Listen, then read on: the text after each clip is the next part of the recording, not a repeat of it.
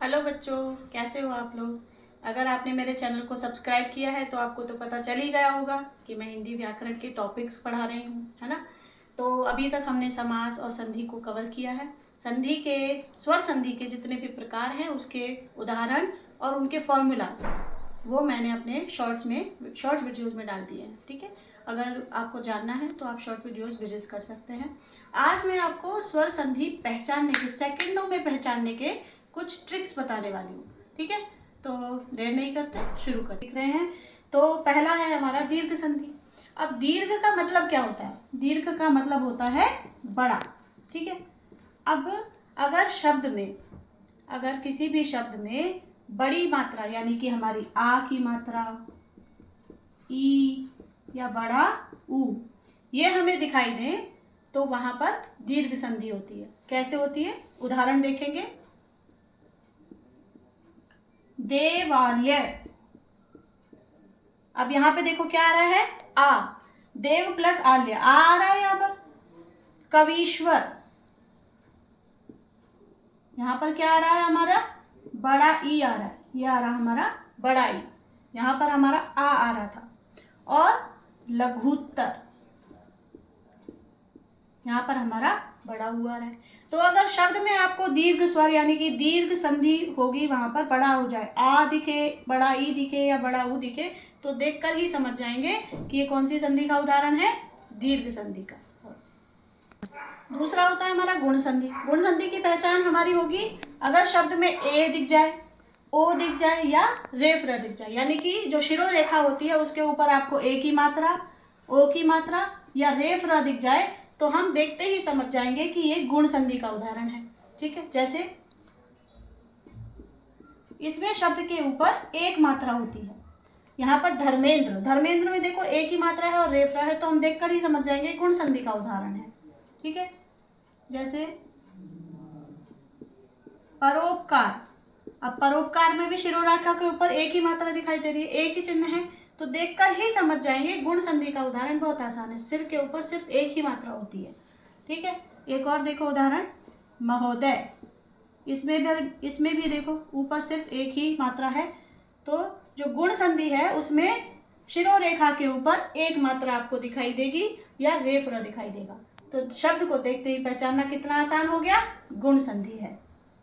अच्छा, तीसरा होता है हमारा वृद्धि संधि। वृद्धि में क्या हुआ, वृद्धि हो गई। गुण संधि में हमारी अभी वृद्धि हो गई तो वो बन गई वृद्धि संधि। वृद्धि कैसे हो गई, गुण संधि में एक मात्रा ऊपर दिखाई दे रही थी। वृद्धि संधि की पहचान है कि शिरोरेखा के ऊपर दो मात्राएं दिखाई देंगी। तो जब शिरोरेखा के ऊपर शब्द में दो मात्राएं दिखाई दे तो वो वृद्धि संधि का उदाहरण है। जैसे देखो उदाहरण क्या हो गया इसका, एकैक, मतैक्य और सदैव। तो पहचानना कितना आसान है शब्द को, नहीं? अगर मात्राएं दो दिखाई दे रही हैं शिरोरेखा के ऊपर तो कौन सी संधि है, वृद्धि संधि। एक दिखाई दे रही है तो गुण संधि। और अगर आ, बड़ी ई, बड़ा ऊ, अगर दो शब्द किसी बड़े दीर्घ स्वर से जुड़ रहे हैं तो वो हमारी दीर्घ संधि हो गई। तो पहचानना बहुत आसान है। अब यण संधि को पहचानने के लिए आपको शब्द में यवर पर फोकस करना है। लवर पर नहीं, यवर पर फोकस करना है। कैसे करना है, अगर शब्द में य, व, र दिख जाए और उसके सामने, उसके पहले कोई भी आधा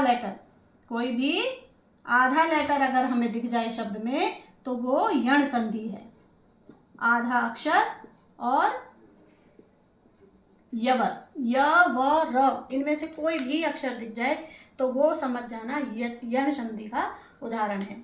जैसे कौन सा हो गया हमारा, जैसे इत्यादि। अब देखो यहाँ पर हमें य दिखा और य के जस्ट सामने एक हाफ लेटर है, तो हम देखते ही समझ जाएंगे कि ये यण संधि हो गई। ठीक है, और देखो अत्यंत।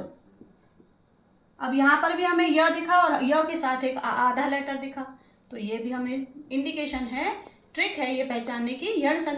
यण संधि होने के लिए य व र के साथ एक आधा लेटर शब्द में दिखेगा और वो हमें पता चल जाएगा कि ये यण संधि है। ठीक है, अब यहाँ पर य के सामने आधा न आया है। ठीक है, तो ये यण संधि की पहचान हो गई। य व र में से कोई भी एक लेटर और उसके जस्ट सामने एक आधा अक्षर, ये यण संधि की पहचान हो गई। और पांचवा जो स्वर संधि का भेद है वो होता है हमारा अयादि संधि। अयादि संधि की पहचान बहुत ही आसान है। अयादि संधि में शब्द में कोई मात्रा ही नहीं होती, ना एक मात्रा, ना दो मात्रा, ना आधा अक्षर आएगा, ना य व र आएगा, ऐसा कुछ भी नहीं होता। बिना मात्रा वाले शब्द अयादि संधि की पहचान होते हैं, जैसे कि नयन, पवन, पावक, नयन, पावन, पावक। ठीक है, ये सब हमारे अयादि संधि के पहचान हो गए। तो कितना आसान है संधियों को पहचानना। स्वर संधि की पहचान मिनटों में हमने सीख